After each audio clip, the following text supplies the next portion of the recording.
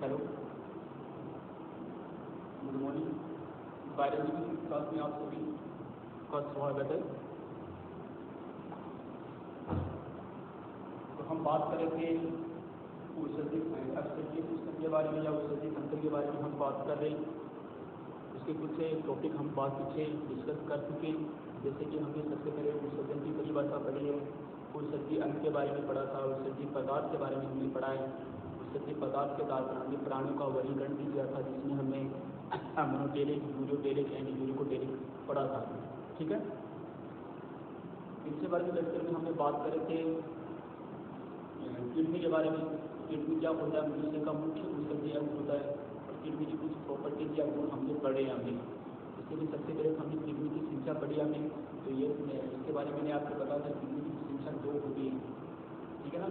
Kidney की संख्या 1 या 2 होती है, जिसको इससे ये बात पर राइट किडनी व लेफ्ट किडनी कहते हैं। उनके बाद हमने क्या पढ़ा था, किडनी की उत्पत्ति हमने पढ़ी थी। किडनी की उत्पत्ति हमने क्या क्या पढ़ा था, किडनी की उत्पत्ति के बाद कैसा ऑर्गन होता है या कैसा अंग होता है, मेसोडर्मल एंड होता है, खूब होता है। तो उनकी भ्रूणी अवस्था में किडनी मेसोडर्म परत से उत्पन्न होती है। उसके बाद हमने पढ़ा था स्त्री में हमने क्या पढ़ा था, मनुष्य शरीर में किडनी कहाँ पे स्थित होती है, उदर गुहा में केसरुक दंड के दोनों ओर स्थित होती है। इनके बाद हमने पढ़ा था प्रकार, किडनी विकास और उत्पत्ति के आधार पर किडनी के 3 प्रकार हमने पढ़े, प्रोटोनेफ्रिक, मीसोनेफ्रिक एंड मेटानेफ्रिक। तीनों में हमने डिफरेंस भी हमने पढ़े थे। प्रोटोनेफ्रिक किडनी में क्या होता है, ये सबसे सिंपल होती है या साधारण प्रकार की होती है, आदिम प्रकार की होती है, जो कि भ्रूणी अवस्था में आपको देखने को मिलेगी। और जो निम्न श्रेणी के जो प्राणी होते हैं उसमें इस प्रकार की किडनी पाई जाती है। दूसरा हमने मेसोनेफ्रिक किडनी पढ़ी थी, जिसके बारे में मैंने आपको लिखवाया या बताया था मैंने कि यह विशिष्ट प्रकार की किडनी होती है, जो कि सरीसृप है, पक्षी है, स्तनधारी है, उनकी भ्रूणी अवस्था में प्रेजेंट होती है या उपस्थित होती है। तीसरी हमने बात की थी मेटानेफ्रिक किडनी। मेटानेफ्रिक किडनी ये सबसे अति विशिष्ट प्रकार की किडनी होती है, जो कि आपको किसमें देखने को मिलेगी, स्तनधारी में, पक्षी में और रेप्टाइल या सरीसृप में आपको ये देखने को मिलती है। किडनी के हमें 3 प्रकार पढ़े थे। उनके बाद हमने पढ़ा था हाइडम। तो हाइडम क्या होता है, किडनी के मध्य भाग में एक गड्ढेनुमा संरचना पाई जाती है, जिसको हम क्या बोलते हैं, हाइडम बोलते हैं। उनके बाद हमने पढ़ा था यूरिनरी ट्यूबुल्स हमने पढ़ी थी, या मूत्र वाहिनियाँ हमने पढ़ी थी, या मूत्र नलिकाएं बोलते हैं इसको, वो हमने पढ़ी थी। तो यहाँ पे मूत्र नलिकाएं कहते हैं कि प्रत्येक किडनी से एक नलिका के समान संरचना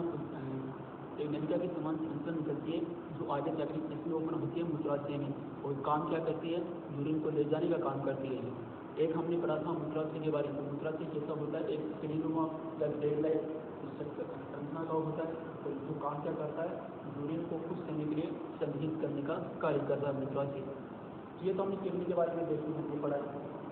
अब हम बात करें, यहाँ पे मैंने नेक्स्ट टॉपिक के बारे में हम बात करेंगे ओटीपी या किडनी की हिस्टोलॉजी ऑफ किडनी के बारे में। अब हिस्टोलॉजी या ओटीपी क्या होता है, ओटीपी क्या होता है, ऊतक के संरचना। अब किडनी की ऊतक के स्तर पर हम संरचना के बारे में बात करते हैं, ठीक है। तो यहाँ पे किडनी देखो, यहाँ पे किडनी के हम एक लंबवत काट पा रहे हैं, एक व्यक्ति को हम क्या करें, उसका लोंगिट्यूडिनल सेक्शन कट कर रहे हैं, क्या उसकी लंबवत काट रहे हैं। जब हम किडनी की लंबवत काट को जब हम देखते हैं, तो किडनी की लंबवत काट में आपको 2 प्रकार की संरचना आपको दिखाई देती है। तो पहली संरचना कौन सी होती है, वल्कुल होती है। पहली संरचना को क्या बोलते हैं, वल्कुल। और दूसरी संरचना क्या होती है, मेडुला, ठीक है। तो हम किडनी की जब हम लंबवत काट को काटते हैं, तब किडनी 2 भागों में बंटी हुई होती है, 2 भाग होते हैं उसके। बाह्य भाग को क्या कहलाता है, वल्कुल कहलाता है, और मध्य का जो भाग होता है उसको क्या बोलते हैं, मध्यांश या मेडुला। क्या वल्कुल को क्या बोलते हैं, कॉर्टेक्स, मध्यांश को क्या बोलते हैं, मेडुला। किडनी के कितने भाग होते हैं, 2 भाग होते हैं, एक होता है वल्कुल, दूसरा क्या होता है, मध्यांश या मेडुला। अब हम देखो किडनी के इंटरनल पार्ट में, आंतरिक भाग में क्या होता है, बहुत सारी उभारनुमा संरचना पाई जाती है, ठीक है। आपको वल्कुल वाले भाग में भी आपको उभारनुमा संरचना देखने को मिलेगी, और उसमें मध्यांश में या मेडुला में भी आपको उभारनुमा संरचना देखने को मिलेगी। यहाँ पे वल्कुल वाले भाग में उभारनुमा संरचना पाई जाती है, उसको बोलते हैं वर्टिब्रल के स्तंभ, एक वैज्ञानिक के नाम पर इसका नामकरण किया गया ब्रटनी के स्तंभ। तो ब्रटनी के स्तंभ क्या होते हैं? किडनी के वलपुट वाले भाग में पाए जाने वाले जो उभारनुमा जो संरचना होती है उसको हम क्या बोलते हैं? ब्रटनी के स्तंभ। इसी प्रकार मेडुला वाले भाग, किडनी के मेडुला वाले भाग में क्या पाए जाते हैं? उभारनुमा संरचना पाई जाती है जिसको हम क्या बोलते हैं? पिरामिड बोलते हैं। और पिरामिड की संख्या मुख्य किडनी में कितनी होती है? 36 होती है। ठीक है, तो यहाँ पे क्या लिखा है? किडनी लिखा है, किडनी के लिए यहाँ पे लिखा है भाग लिखा है। किडनी के दो भागों को होते हैं, वलपुट होता है, दूसरा क्या होता है? मेडुला होता है। और वलपुट के नीचे लिखा है ब्रटनी के स्तंभ लिखा है। ठीक है, और मेडुला के नीचे लिखा है पिरामिड की संख्या 36 होती है। ठीक है, अब हम बात करते हैं कैरिस या कैरिसेस के बारे में। कैरिस या कैरिसेस, कैरिस या कैरिसेस क्या होती है? देखो किडनी से यहाँ पे जो मूत्र वाहिनी निकल रही है, देखो यहाँ पे किडनी का संख्या का मैंने यहाँ पे डायग्राम बनाया है, किडनी की आंतरिक संख्या होती है। ठीक है ना, किडनी की आंतरिक संख्या में क्या रहेगा? ये सबसे बाह्य भाग में क्या कराएगा? वलपुट कराएगा। बाह्य भाग वलपुट है और मध्य वाला भाग क्या होता है? मध्यांश मेडुला होता है। हो गया। जब हम इसका लंबोद काट काटते हैं किडनी का, तो लंबोद काट काटते हैं इससे बाह्य भाग वाला भाग क्या है? वलपुट और बीच वाला भाग क्या होता है? मध्यांश होता है। अब यहाँ पे को उभारनुमा संरचना पाई जा रही है, तो उभारनुमा संरचना वलपुट वाले भाग में होती है और मध्यांश वाले भाग में होती है। वलपुट वाले जो उभारनुमा संरचना पाई जा रही है उसको हम क्या बोलते हैं? ब्रटनी के स्तंभ। और यहाँ पे जो पाई जा रही है संरचना को हम क्या बोलते हैं? पिरामिड। यहाँ पे पिरामिड 1 2 3 ये 6 यहाँ पे बनेगी। ठीक है, ये संरचना क्या करती है? पिरामिड कराती है, क्योंकि ये मेडुला में पाई जाती है। ठीक है, तो इसे क्या कहते हैं? बीज होती है। अब कैरिस के बारे में हम बात करें, कैरिस के अंदर मूत्र वाहिनी कहाँ से निकलती है? यहाँ से मूत्र वाहिनी निकलेगी ना, ये मूत्र वाहिनी किडनी से जहाँ से निकलती है वहाँ पे प्यारेनुमा संरचना का निर्माण होता है, जिसको क्या बोलते हैं? कैरिस या कैरिसेस बोलते हैं। तो कैरिस या कैरिसेस क्या होता है? मूत्र वाहिनी का आगे का जो सिरा होता है वो जो कि प्यारेनुमा होता है उसको बोलते हैं कैरिस या कैरिसेस। ठीक है, जो एक हिस्टोरी ऑफ किडनी। अब हम बात करते हैं नेफ्रॉन या परमेनिका के बारे में। अब नेफ्रॉन क्या होता है? देखो पीछे जो हमने पढ़ा है कोशिका के बारे में हम बात करते हैं। कोशिका के बारे में शुरुआत हमने ये की थी, कोशिका क्या होती है? मानव प्राणी की कल्पनात्मक क्रियात्मक इकाई होती है। ये हमने पढ़ा था, है ना? कोशिका प्राणी की कल्पनात्मक क्रियात्मक इकाई क्यों होती है? क्योंकि एक कोशिका एक प्राणी की संरचना का निर्माण भी करती है। कोशिका प्राणी का कार्य क्या होता है वो भी करती है, यानी कार्य और संरचना दोनों का काम करती है। तो संरचनात्मक क्रियात्मक इकाई हो गई कोशिका किसी प्राणी की। इसी प्रकार जब हम किडनी की अगर हम बात करें तो किडनी की संरचनात्मक क्रियात्मक इकाई क्या होती है? नेफ्रॉन होती है। ठीक है, या बहुत सारे नेफ्रॉन से मिलकर किसका निर्माण होता है? किडनी का निर्माण होता है। तो नेफ्रॉन करता क्या है? किडनी की संरचना में भी भाग लेता है और किडनी का जो कार्य होता है यूरिन फॉर्मेशन या यूरिन का निर्माण वो भी कौन कर रहा है? नेफ्रॉन कर रहा है। ठीक है, नेफ्रॉन के बारे में आपको याद रखना है कि नेफ्रॉन क्या होता है? किडनी की संरचनात्मक क्रियात्मक इकाई होती है। ठीक है, और जो इसका काम करता है यूरिन का निर्माण का काम करता है। और नेफ्रॉन की संख्या किडनी में 10 से 12 लाख होती है। एक किडनी में नेफ्रॉन की संख्या कितनी होती है? 10 से 12 लाख, 10 से 12 लाख। ठीक है, एक किडनी में 10 से 12 लाख नेफ्रॉन की संख्या, दोनों किडनी में नेफ्रॉन की संख्या कितनी हो जाएगी? 20 से 24 लाख के समथिंग हो जाएगी। ठीक है, तो एक किडनी में नेफ्रॉन की संख्या 10 से 12 लाख होती है। अब हम बात करते हैं नेफ्रॉन के बारे में। अब नेफ्रॉन के भी क्या होते हैं? दो भाग होते हैं, या नेफ्रॉन भी दो प्रकार का होता है। एक होता है कोर्टिकल नेफ्रॉन और दूसरा होता है जस्ट्रा मेडुलरी नेफ्रॉन। दो नेफ्रॉन, ठीक है, या नेफ्रॉन के दो प्रकार होते हैं या दो भाग होते हैं। तो नेफ्रॉन नेफ्रॉन के प्रकार, तो नेफ्रॉन क्या है? दो प्रकार का होता है। एक होता है वलपुटी नेफ्रॉन और दूसरा क्या होता है? जस्ट्रा मेडुलरी नेफ्रॉन। वलपुटी नेफ्रॉन, दूसरा होता है जस्ट्रा मेडुलरी नेफ्रॉन। देखो मैंने अभी आपको बताया कि कब पूरा का पूरी किडनी वो किससे मिलकर बनेगी? नेफ्रॉन से मिलकर बनेगी। और किडनी के क्या होते हैं? दो भाग होते हैं।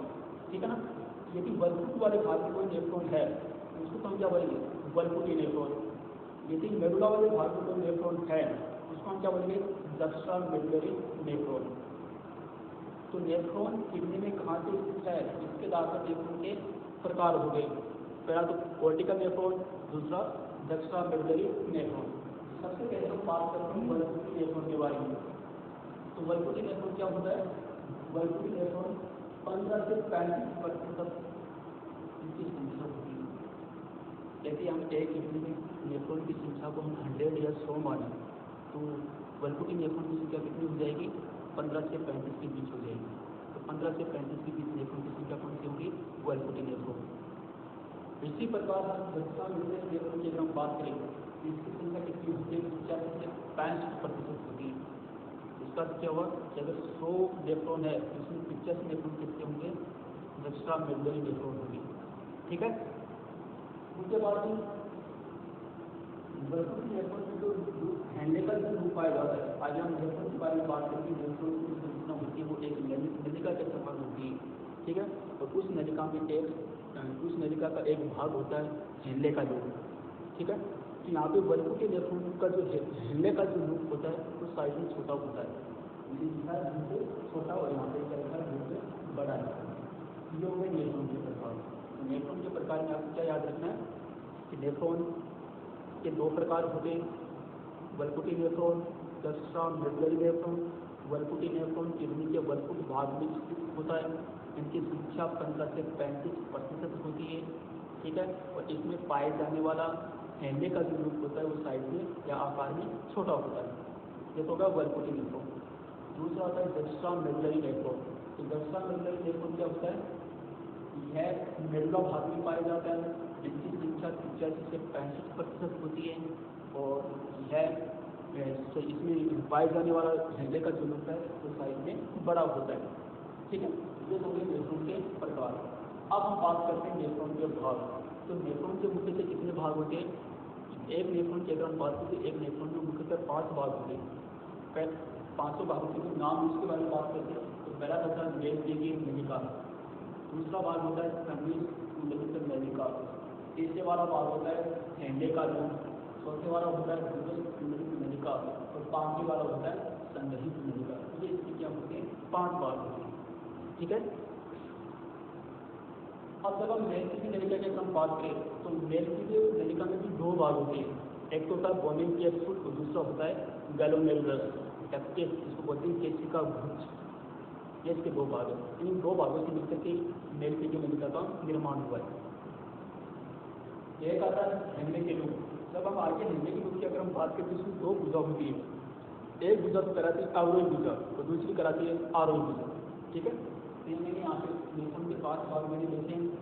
मेल की नलिका, दूसरा होगा संयुक्त नलिका, तीसरा होगा हैंडले का लूप, चौथा होगा दूरस्थ नलिका, और 5वां होगा ये संग्रहित नलिका। ठीक है। मेल की नलिका का लिखा बोनिन कैप्सूल और गैलोमेरुलस, और हैंडले की नलिका लिखा आरोही भुजा व अवरोही भुजा। ठीक है। इन नेफ्रॉन के बारे में अब हम बात करते हैं नेफ्रॉन की संरचना कैसी होती है उसके बारे में। देखो इस लेक्चर में हमने अब तक क्या क्या बातें की हैं उसको एक बार फिर से रिवाइज करवा रहा हूँ। सबसे पहला तो हमारा जो आज का टॉपिक है वो है हिस्टोलॉजी ऑफ किडनी या किडनी की ऊतकीय संरचना। अब किडनी की ऊतकीय संरचना के लिए हमें सबसे पहले क्या काटना है? किडनी की काटना है। किडनी को कट करना है। कौन सा कट करना है? लंबवत। ठीक है ना। काट के बारे में हम बात करते हैं। काट मुख्यतः 2 प्रकार की होती है। एक होती है अनुप्रस्थ काट और दूसरी कैसी होती है? लंबवत काट। तो यहाँ पे हम किडनी को जब लंबवत काट काटते हैं तो किडनी का मुख्यतः कितने भाग दिखाई देते हैं हमें? 2 भाग। कौन कौन से? वल्कुट, दूसरा कौन सा होता है? मेडुला या मज्जा। पहला भाग कौन होता है? कोर्टेक्स या वल्कुट, दूसरा वाला भाग कौन होगा? मेडुला। अब कोर्टेक्स और मेडुला में क्या डिफरेंस है? दोनों क्या अंतर है? वल्कुट तो क्या होता है? बाह्य भाग होता है। ठीक है। किडनी का बाह्य भाग क्या कराता है? वल्कुट। डायग्राम में भी मैंने आपको बताया ये वाला भाग जो बाह्य भाग, किडनी का बाह्य भाग क्या कराएगा? वल्कुट कहलाएगा। इसी प्रकार मेडुला कौन सा होता है? किडनी का मध्य का जो भाग होता है ये वाला भाग क्या कराएगा? मेडुला कराएगा। ओके। अब दोनों में एक कॉमन बात होती है कि दोनों में ही उभार पाई जाती है। उभार क्या दोनों में ही पाई जाती है, लेकिन दोनों का नाम अलग अलग है। यदि कोई उभार वल्कुट में पाया जा रहा है तो उसको बोलते हैं वर्टिब्रिकेट स्तंभ। यही उभार अगर उसमें मेडुला में प्रेजेंट होते हैं तो उसको बोलते हैं पिरामिड। ठीक है। और पिरामिड की संख्या मनुष्य किडनी में 6 से 30 होती है।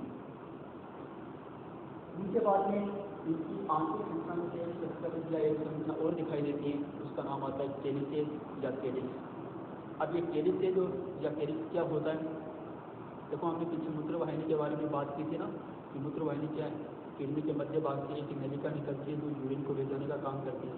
तो किडनी के जिस भाग से नलिका निकल रही है या मूत्रवाहिनी का जो अगर भाग होता है वो कैसा होता है? प्यारेनुमा होता है। तो उसी प्यारेनुमा वाले जो भाग है उसको हम क्या बोलते हैं? कैलिसेज या कैलिस बोलते हैं। ठीक है, ये तो हो गई किडनी की ऊतक के संख्या के बारे में। डायग्राम में मैंने एक्सप्लेन किया आपको। ये बच्चे से पहले बात को वर्तुक हो गया, बीच वाला बात मृदा हो गया। वर्तुक वाले बात में जो उभार पाई जा रही है उसको वर्तनी सिस्टम बोलते हैं, है ना। और इसमें जो उभार पाई जा रही है उभार बनाया बनाया जो बात क्या कराती है कहलाती है। ठीक है, यहाँ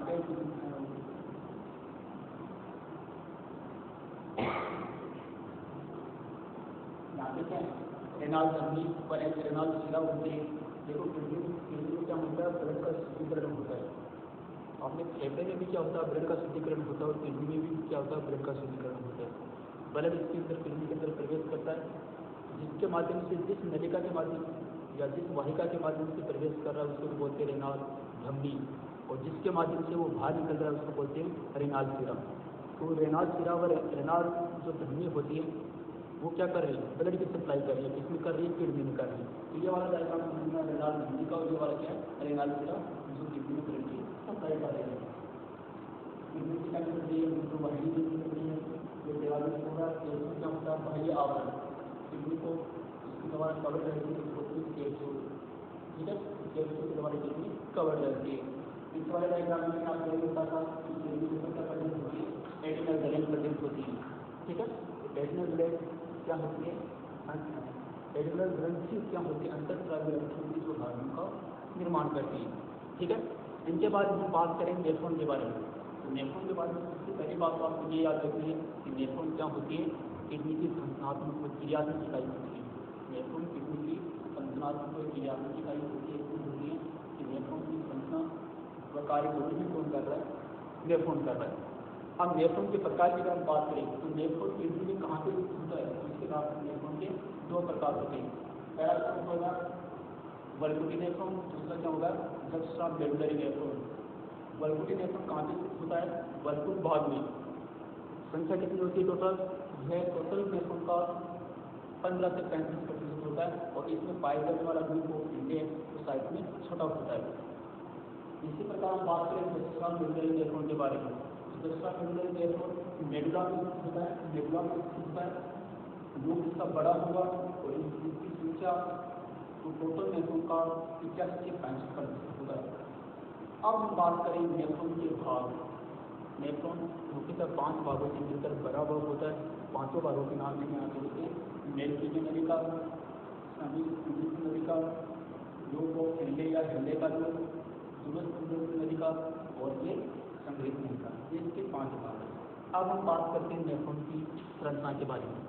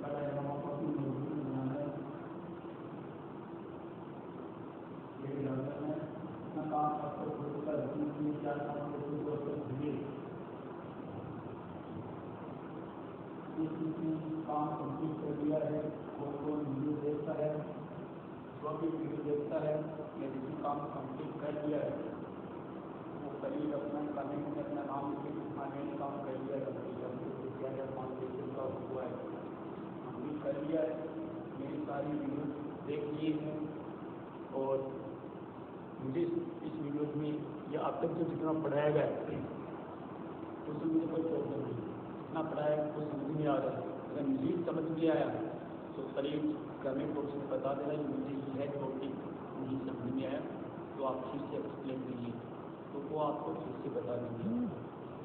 ठीक है, सभी को ये काम करना।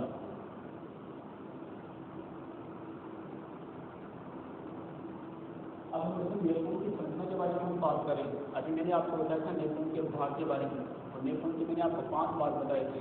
ठीक है, तो नेटवर्क के 5 भाग कौन से होते हैं? सबसे पहला बात हम बात करते हैं मेल टीवी नलिका के बारे में। तो मेल टीवी नलिका के सबसे पहले हम बात करते हैं जैसे कि अभिवाही ध्वनि। ये तो कौन सी ध्वनि होती है? अभिवाही ध्वनि। ये कौन सी ध्वनि होती है? अभिवाही। आपको एक अभिवाही होती है, दूसरी कौन सी होती है? अभिवाही। ये अभिवाही ध्वनि और ये कौन सी है? अभिवाही ध्वनि। इसके माध्यम से क्या है? ब्लड प्रवेश करता है, ब्लड क्या होगा? इन होगा, ब्लड इंटर होगा इसके माध्यम से, और इसके माध्यम से ब्लड बाहर निकलेगा इनसे नेफ्रॉन से। यहाँ पे क्या निकलेगा? Blood out. इनके माध्यम से ब्लड इंटर हो रहा है और इनके माध्यम से ब्लड क्या हो रहा है? आउट हो रहा है। ठीक है, जैसे कैसे कह सकते हैं कि ब्लड को लाने वाली जो धमनी होती है वो कौन सी धमनी होती है? अभिवाही धमनी। अभिवाही धमनी जो ब्लड को ले जाने का काम कर रही है वो कौन सी होती है? अभिवाही धमनी। ठीक है, अब देखो यहाँ की जो धमनी काफी आई है उसको बोलते हैं वोमेन कैप्सूल। Women capsule. ठीक है, इसको क्या बोलेंगे? Women capsule. और वोमेन कैप्सूल के जस्ट मिड वाले पार्ट में क्या है? इन कोशिकाओं इन धमनियों का क्या बन रहा है? गुच्छा बन रहा है। ठीक है, ये एक मेन धमनी के आगे जाकर के बहुत आगे जाकर के छोटी छोटी धमनियों में सही केशिकाओं में विभक्त हो जाती है, जिसकी वजह से यहाँ पे क्या बनता है? गुच्छा बनता है। उसी गुच्छे को क्या बोलते हैं? केशिका गुच्छ या गैलोमेरुलस। ये वाला बात क्या बोलेंगे? गैलोमेरुलस।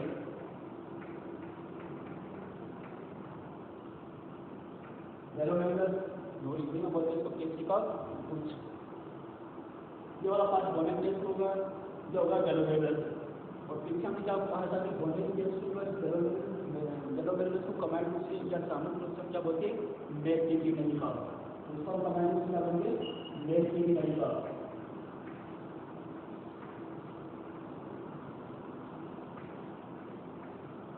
मेल टीवी नलिका। ठीक है, अब वोमेन कैप्सूल के दूसरे वाला पार्ट क्या कराएगा? नलिका।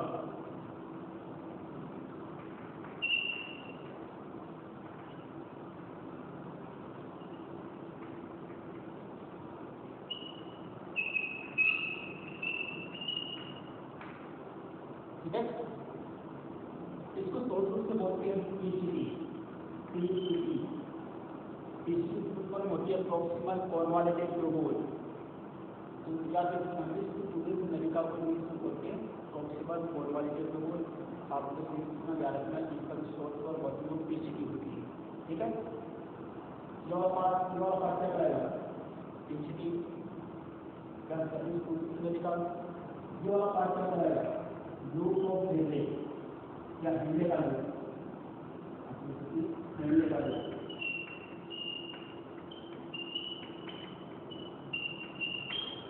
क्या करेगा?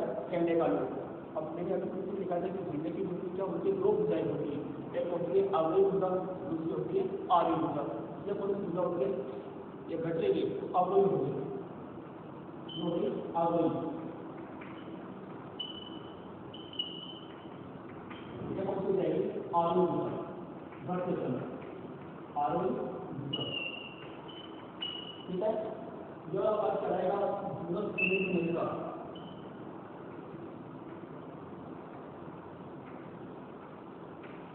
क्या करेगा दूरस्थ कुलीन नलिका, ठीक है। आप इसको बोलते हैं संग्रहित नलिका,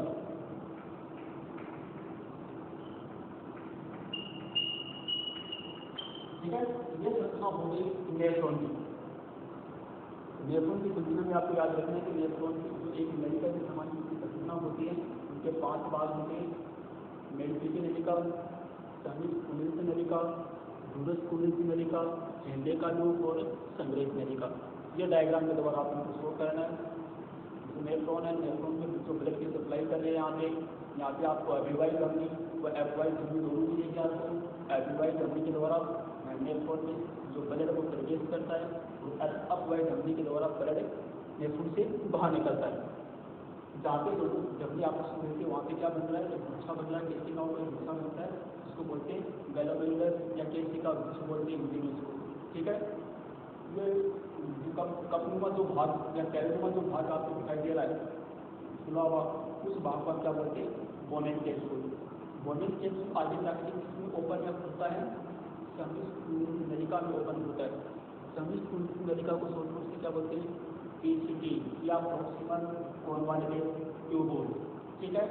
अब पीसीटी किसमें ओपन होती है, झंडे के दूर की आगे भुजा में ओपन होती है। आगे भुजा किसमें ओपन होती है, झंडे के दूर से आगे भुजा में। आगे भुजा किसमें ओपन होती है, दूरस्थ कुंडलित नलिका में। अब इसको दूसरा नाम बोलते हैं डीसीटी, इसको क्या बोलते हैं, डीसीटी, ठीक है। अब डीसीटी किसमें ओपन होती है, संग्रहित नलिका में। संग्रहित नलिका बोलते हैं कलेक्टिंग डक्ट, कलेक्टिंग डक्ट या संग्रहित नलिका, सीटी, ठीक है।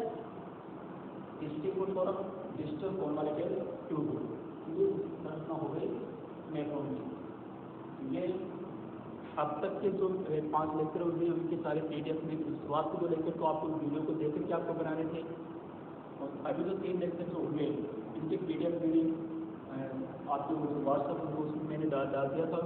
तो अब तक का जितना तो काम है वो आप काम कर लीजिए। मैंने अभी पीछे लिखा है अब तक जो 5 लेक्चर है या फिर किसके नोट्स अब तक के जिसके भी नोट्स प्रिपेयर हो गए वो कमेंट बॉक्स में करीब बता देना कि मेरे अब तक के नोट्स प्रिपेयर हैं।